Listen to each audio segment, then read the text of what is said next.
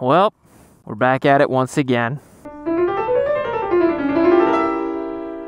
What's going on, everybody? Welcome to another episode of Yammy Noob. If it's your first time here, thank you for being here. Thank you for watching the episodes. I really appreciate it. You could have picked a lot of videos, but you picked this one. The title of today's video is my second first impression ride of the Harley Davidson Sportster 883 Iron, whatever. You know this bike, the 883. Now, many of you may have seen my very first initial impression ride of this machine, where I was, let's say, a little bit less than nice to it. I really didn't like the bike, to be honest, guys. I really did not like this machine. Thought it was antiquated, thought it felt terrible, didn't really vibe with it, didn't understand it, did not like it, wholesale, period, stop, end of sentence. However, we have since put new rubber on it, and we've since put new suspension on it, which has dramatically improved this motorcycle, and to me, this is how this motorcycle should have come from the factory. I've spent a little bit more time with this bike, and I wanted to do a second first impression on it, vlogging on it, talking about it, telling you what I think of it, and kind of telling you my ethos when it comes to riding motorcycles, how I feel about them. I just want to dive into it a little bit today, so why don't you come with me? Let's hang out. Let's do this. Let's jump aboard the 883. Now, quick question. You do know why we have this bike, right? You guys know why I have this 883, don't you? I'm giving it away for free. Yes, I am the great baron of YouTube, giving away motorcycles willy-nilly here and there. R1 giveaway, brand new expert bike giveaway coming very soon. I've got 5 beginner bikes and this motorcycle as well. Hit the link down below. Go to yammynoob.co. Check out how you can get entered to win this bike right here. We've got a lot of really cool stuff planned for this machine, which I'm also going to talk about today. Got the 1275 kit. Got a new halo light coming for it, got an exhaust, got all kinds of cool stuff coming for this machine. So if you're interested in winning a free motorcycle and joining our awesome community on Discord and all kinds of other cool stuff, hit the link down below. You can also go to yammynoobmerch.com, get yourself a new hat, a t-shirt, whatever you want. We actually have new 6GAR merchandise available now, which is pretty sick. Get any of that stuff, get entered to win all of our bikes. It's pretty awesome, and I'm very proud of the stuff we are doing here on Yammy Noob. Now let's jump aboard this relic of a machine, this dinosaur of a motorcycle, and let's go have some fun. On over here, kickstand up, easy peasy, lemon squeezy. The 883 lurches to life, vibrational bike that it is. All right, let's go have some fun.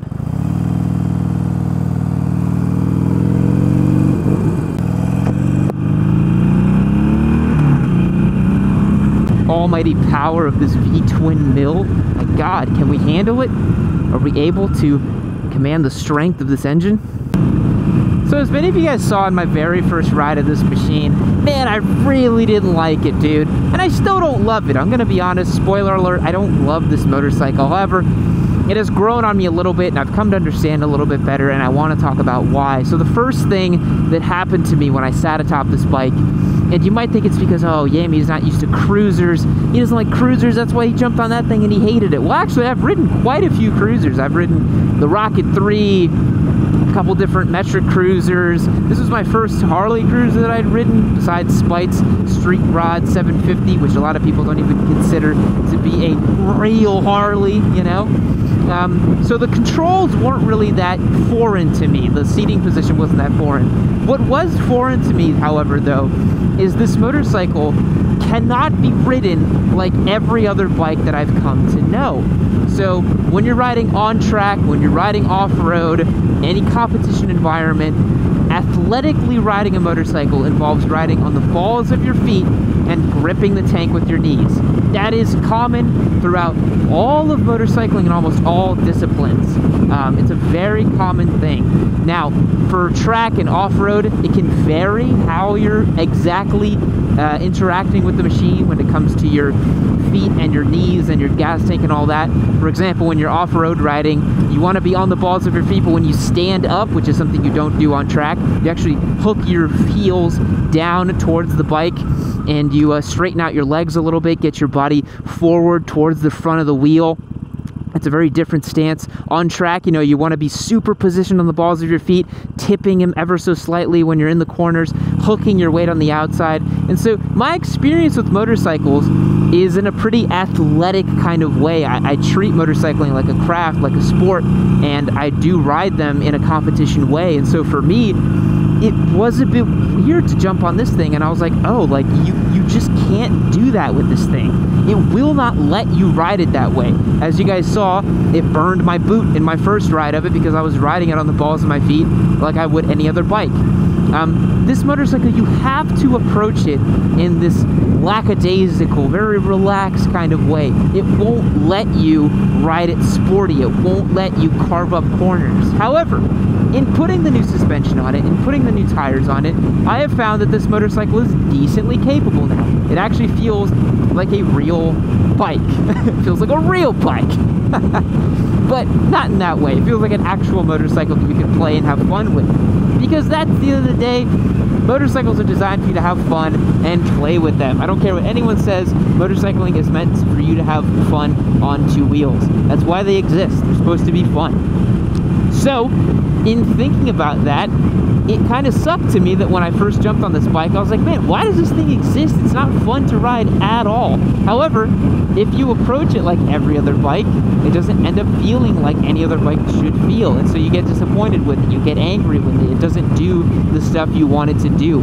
But again, taking this more relaxed approach to the bike, all of a sudden, all the pieces start to make sense. All of a sudden, that riding stance doesn't allow you to get attack aggressive and sporty with it. You just kind of sit on this thing like a couch. You have to ride it in this way. You have to ride it in this more chill, kind of couchy way.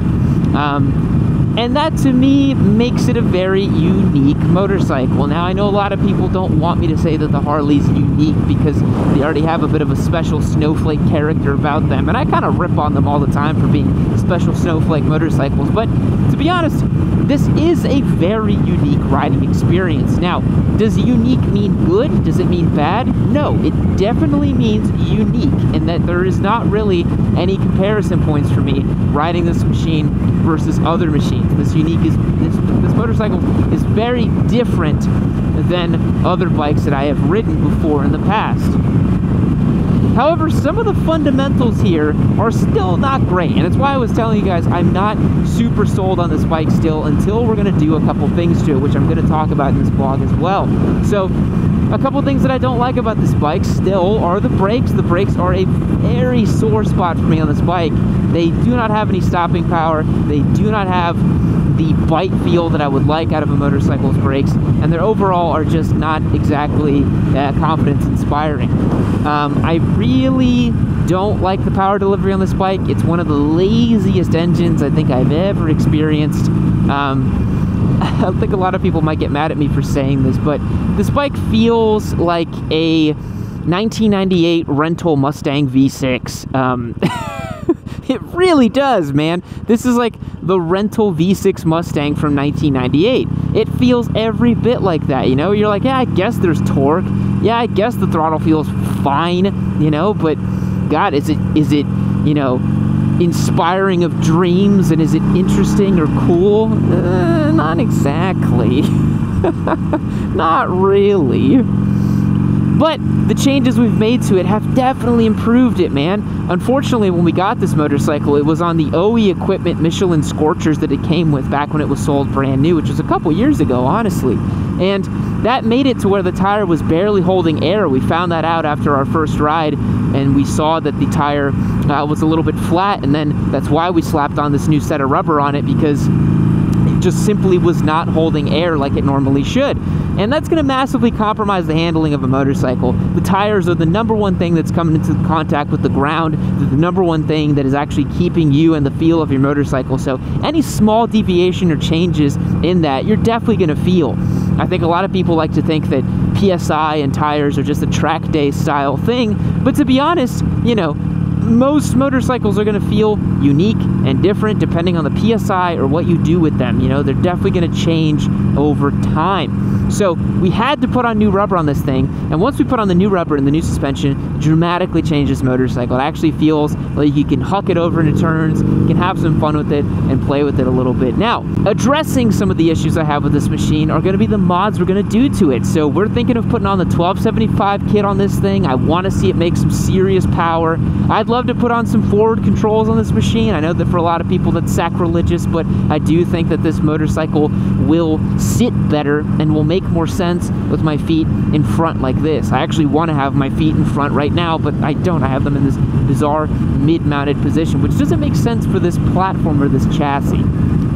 The other things we're going to do to it are going to be, you know, kind of making it flashy a little bit. I feel like if you're going to ride a Harley, you might as well make it flashy, you know.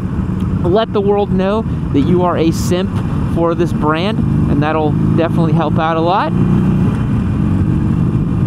And we're going to be swapping on a set of Tokiko calipers from an SB650 on this machine, and that's definitely going to help it feel a little bit better. I think all these things combined will make it into an awesome package for kind of everyday cruising as you would do on something like this. So, going back to what I was saying earlier about my ethos when it comes to motorcycling, I think that, you know, if I'm going to be a quote-unquote big content creator on the internet for motorcycles, I feel a sense of responsibility. I think that if I were to only stay in my little niche of the bikes that I like and the bikes that I want to talk about, that would really hamper my understanding of motorcycling, and it would really hamper the content that we could create on Yami Noob. I want to be the most all-encompassing, all-inclusive motorcycling channel on YouTube, and the only way to do that is by broadening my horizons. And so this motorcycle, for as much as I don't really like it, has 100% broadened my horizons with motorcycling. I think for all of you guys out there that obviously can't afford to buy a motorcycle for a couple months and give it away, that is a very unique position that I find myself in. I think the next best thing you could do is get a buddy who has a bike that you normally wouldn't ride and ask to see if you can ride it. Go to a dealership and try out a bike that you normally wouldn't ride, because it definitely broadens your two-wheeled horizons when you do something like that. I think everybody should approach motorcycling in this way and try to ride something that you normally wouldn't. Try to challenge yourself. Try to push yourself outside of your comfort zone, because if you do that, you're going to become a better, more well-rounded motorcyclist. With the Harley now under my belt and having some miles being put on it and, you know, experimenting with it and trying it out, I feel like a more complete motorcyclist. I feel like now I can speak to Harley ownership and speak to Harley models with a little bit more authority than I used to before. I kind of think of it as how I used to be with adventure bikes. You know, before I got my desert sled, I really couldn't tell you the difference between a BMW GS 800 versus a Tenere 700 versus some of these other models that were on the lineup. But nowadays, I feel like I can really carve up and understand what adventure bikes are trying to do after having a lot of experience with my sled and some other adventure bikes. Same thing with competition off-road. Started getting into trail riding and motocross and that kind of stuff with my 250. You know, all of a sudden I can tell you why you might want a two-stroke in certain environments, or why, you know, you want fuel injected versus carbureted in some certain instances, or, you know, certain body position techniques you could use. That's all to say it doesn't make me an expert on these things. I'm learning and evolving, and I never want to consider myself an expert at anything, because once you call yourself an expert at something, you lose that beginner's mindset and you stop absorbing knowledge. And for me, buying this motorcycle and giving it away and doing this whole thing, not only is it going to be great for the channel, because I've seen so much good engagement on these videos, and you guys really seem to like it when the Harley is featured, and it has a really big cult following. It would be foolish of me to not talk about Harley. It would be foolish of me to not try to wrap that into the fold of what I do at Yami Noob. It would be very, very silly for me to not include that and not talk about it. So to me, this is a perspective enhancement on my understanding of motorcycles, because I do want to be a sort of jack of all trades when it comes to bikes. I don't want it to be where, you know, if someone's talking about cruisers, I feel lost, or someone's talking about adventure bikes, I feel lost. I want to always speak from a place of authority and have experience and firsthand knowledge with these machines. Because, you know, not to dog on anybody else on YouTube, but some content creators on YouTube that do motorcycle stuff, I wouldn't say they're lifelong passionate motorcyclists. I think that maybe they have an interest in it. Maybe they have a, you know, passing fad about motorcycles. But for me, I am deeply passionate about motorcycles. I absolutely love them, and I think that they have so much to offer to the world, and I just want to see more people on two wheels. That's kind of the whole mission of the channel and the content that I make and the thing that I'm trying to build here on the internet, along with the sweepstakes and the giveaway and the website and the growth that we've seen over the past 2 years. I'm just trying to create a center where people can go and get hyped on two wheels, and if I can just create just more motorcyclists on the road, that to me is a net positive. You know, that's a great thing, and that's something that I very much am excited about and want to do, you know? Because there's been plenty of times in my life where I maybe should have stopped riding bikes, but I didn't. And I didn't because I love them. I think anyone who had been in a wreck like I had been would have given up. They would have stopped. And a lot of people told me to stop. And a lot of people who pretended like they were big bad motorcyclists and big bad content creators wanted me to stop riding, but I didn't, because I have a lifelong passion for this and nothing can make me stop. So I just want to show you guys that too. You know, I get a lot of DMs and comments of people saying, oh man, I fell off my bike today, my confidence is shook, what should I do? I respond to each and every one of those DMs, and I tell people to get back on the horse, get back to riding, and get back to doing something that you love. If you want to do it and you feel like it's in you, you cannot stop. You cannot let it stop you. As a side note, one thing I really don't like about this bike, I'm sure you guys can see it right now, it is unbelievably vibrational, man. This bike is so vibrational, and apparently it's not even as bad as the old hard-mounted Sportsters. But holy mother of God, this is the most vibrational motorcycle I've ever ridden in my life, and I don't love that. If there's a way we can fix that, if someone knows how to fix that, that would be great. Just let me know in the comments down below. So yeah, I think the Harley, you know, speaking super broadly, is a way for me to continue to affect positive change on the channel, show people that you don't have to pigeonhole yourself into one style of riding, and that there's a whole big wide world out there of two-wheeled vehicles that are super fun and that can be enjoyed by different strokes and different folks. You know what I mean? There's all kinds of stuff out there. And I'm just really excited to be doing something like this because it is so different. I never would have thought I'd be cruising the hill country of Austin on a freaking 883 Sportster and giving it away for free. Life took a very strange turn, but I have grown and evolved from it, and I'm all the better for it. So, what do I think of this little machine, right? It's still a piece of garbage. Yeah, it's not great, you know, man. Like, it's just not a great bike, but that's okay. You know what I mean? It is what it is. Not all bikes have to be great. This little bike isn't that great. And I think a lot of people get mad at me when I say that, and they say, you're not on a real Harley. But it's a Harley, and I'm trying it out, and I'm trying to see what it's about, you know? I think with all the mods I mentioned, this thing's gonna be a lot better. And it already is a whole lot better than when we bought it, just with these tires that we did onto it and the suspension modification. It's so much better than it used to be. And it's just a very strange little motorcycle, man. It's a very strange thing, and it's very peculiar that, you know, people coddle these bikes and really, you know, are so precious about them. People really are very protective about the Harleys, and I think that's interesting, you know? I think that's very, very interesting. Let's see how it handles this little twisty over here, huh? Ooh, down a gear. What's it gonna do? Flick it in. Oh man, are we gonna scrape? Are we gonna scrape? Search and search and search and hold the road, little buddy. Oh yeah, power out.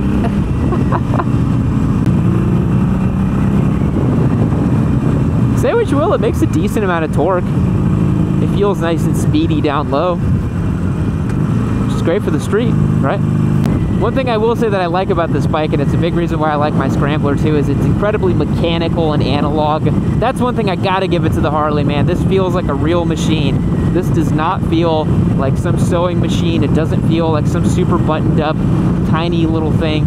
It feels like an object. It feels like a true mechanical object. It doesn't feel, you know, like it's trying to be something it's not. It's pretty unapologetic, you know? Pretty unapologetic.